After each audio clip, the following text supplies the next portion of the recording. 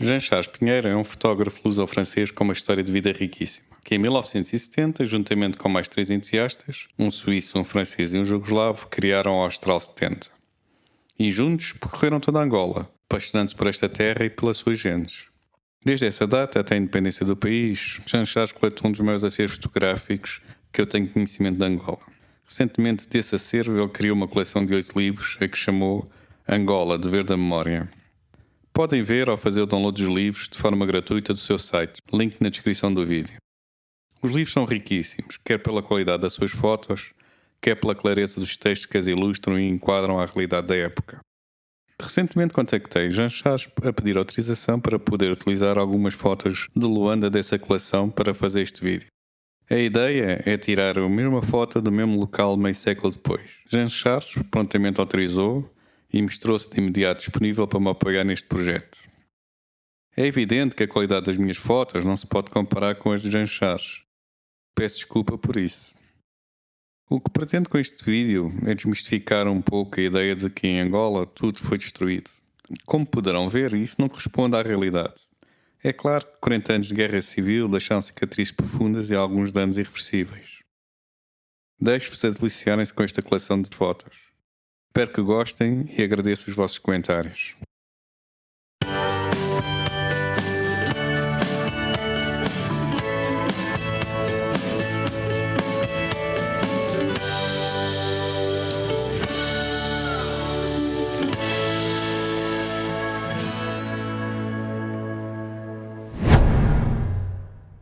E para começarmos esta série, temos esta foto espetacular da Marginal de Luanda. Na altura, Avenida Paulo Dias de Novaes e agora nomeada Avenida 4 de Fevereiro.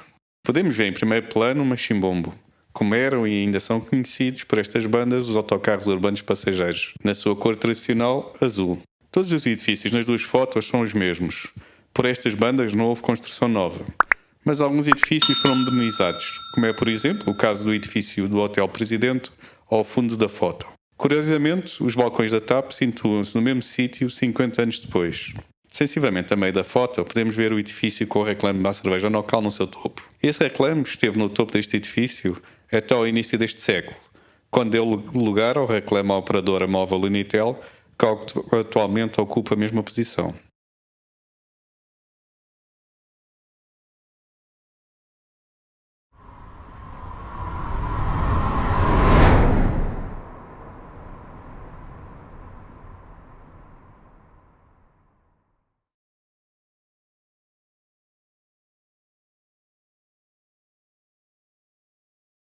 Mas o que mais sobressai na nova foto é o tamanho da avenida em si, que foi largamente ampliada, ganhando terreno à Bahia, tendo agora parque de estacionamento, mais faixas de rodagem e uma marginal ajardanada, muito mais larga, utilizando por calundas em tempo de lazer e para a prática do desporto.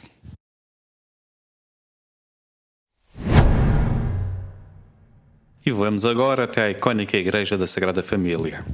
Inaugurada em 1964 e pintada originalmente de branco, o projeto dela foi assinado pelo arquiteto Sabino Correia.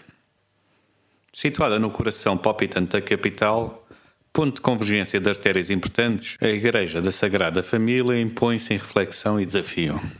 Como a Torre Cineira emblemática, foi construída em homenagem aos 50 anos da ordenação do primeiro arcebispo de Luanda, Dom Moisés Alves de Pinho. Num artigo do Novo Jornal, um dos arquitetos, António de Sousa Mendes, relembra que o arcebispo foi também decisivo na escolha da sua personalidade arquitetónica. Lembro-me de receber reações muito positivas sobre a obra e até algumas críticas, também favoráveis. Representa uma geometria única. O interior é amplo e luminoso. 2 aberturas laterais ajudam à circulação das correntes de ar nos dias quentes. Uma das características da chamada arquitetura tropical, que teve em Luanda um dos seus laboratórios preferenciais. Os exemplos de arquitetura tropical em Luanda são muitos e a Igreja Sagrada Família é referência permanente em estudos e artigos nacionais e internacionais sobre a matéria. O edifício é, inclusivamente, de estudo obrigatório nos cursos de arquitetura dos estudantes luandenses. Apesar do seu valor arquitetónico, não há que perder o norte. Este é um lugar de fé e devoção. E também neste aspecto a Sagrada Família é um local muito especial. Esta foi a primeira igreja onde o Papa João Paulo II entrou quando visitou Angola em 1992. Foi o ponto mais alto da história do templo. Não por ser um Papa, mas por ser um Papa que agora é santo. Então podemos dizer que um santo passou por aqui. Recorda o padre Joaquim Eugênio Lomingo, responsável pela Igreja, numa reportagem publicada na revista África 21. E revela que também as comunidades imigrantes fizeram da Sagrada Família o seu tempo de eleição. Portugueses, brasileiros, franceses socorrem a esta Igreja em oração comum. Esta característica internacional vive em cada poro da Igreja, que já foi administrada por 3 padres portugueses, 2 brasileiros e 2 angolanos. A arquitetura e o significado religioso da Sagrada Família faz deste ponto frenético e tão emblemático de Luanda um lugar de todo o mundo. A história da Igreja já vai longa, pelo que sem mais demoras vamos ver como está atualmente esta Igreja, 50 anos depois desta foto ter sido tirada.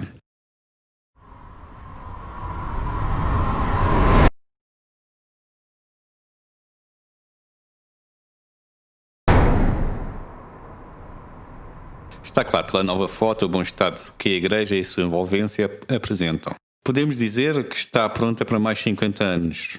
Uma coisa que sobressai na comparação das 2 fotos é que, atualmente, a zona está muito mais arborizada, apresentando mais árvores e verde.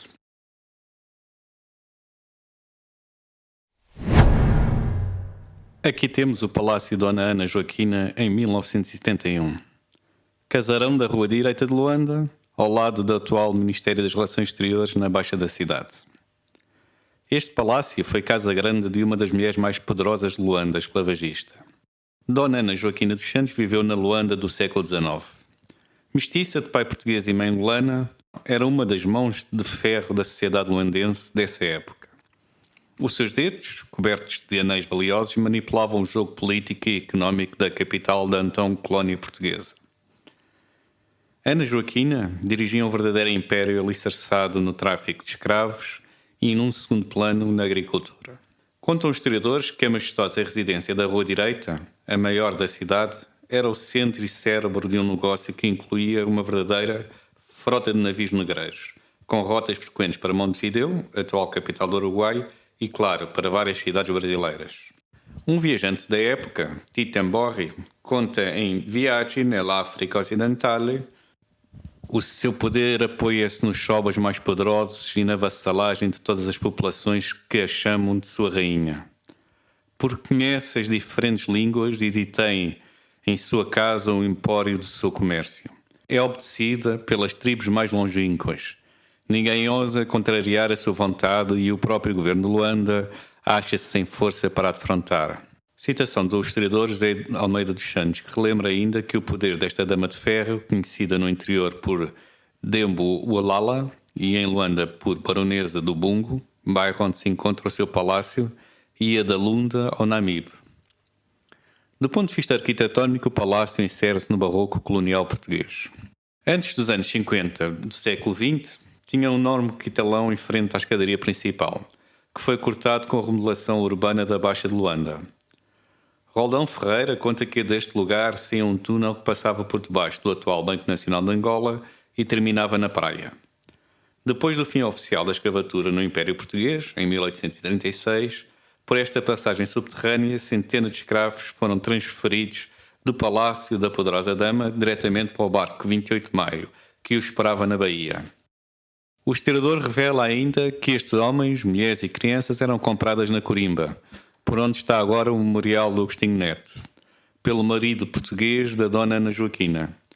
Muitos deles vinham do Egito de Praia, em Benguela. O tempo passou e a escravatura foi-se, e a Dona Ana Joaquina virou-se lenda. Nos últimos anos da época colonial, o edifício foi transformado num colégio privado. Depois da independência, acolheu pessoas sem abrigo e foi abandonado. O ano desfestoso edifício que entrou num processo de degradação que muitos consideravam irreversível e irrecuperável. Vamos ver agora como este palácio se encontra nos dias de hoje, para depois retomarmos a história dele.